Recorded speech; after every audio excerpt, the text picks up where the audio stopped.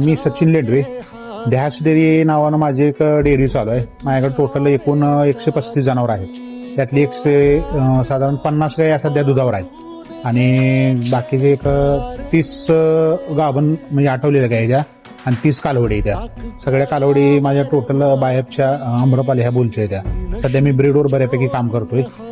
सध्या आपलं total 800 litre दूध आहे. आपलं 1200 लिटर दुधाचं टार्गेट आहे. त्या हिशोबाने आपलं ब्रीडिंगवर काम चालू आहे. चाऱ्यामध्ये आपण दिवसातून 2 वेळा चारा टाकतो. त्यात 20% ऊस, बुसकट, सोयाबीन आणि मुरघास हे तिन्ही मिसळून असते.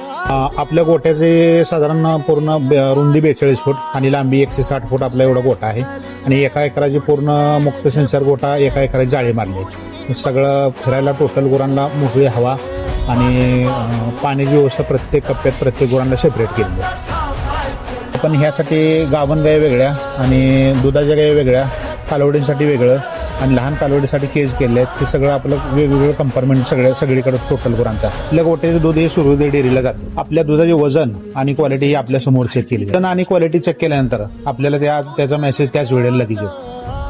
आपल्याला दराचा विचार केला तर इथं आसपासच्या जेवढ्या डेअरी आहेत त्याच्यापेक्षा आपल्याला ₹1 ते ₹2 दर आपल्याला सुरळीतपणे जास्त मिळतो. त्यामुळे आपण साधारण वर्ष 1.5 वर्ष दूध यांना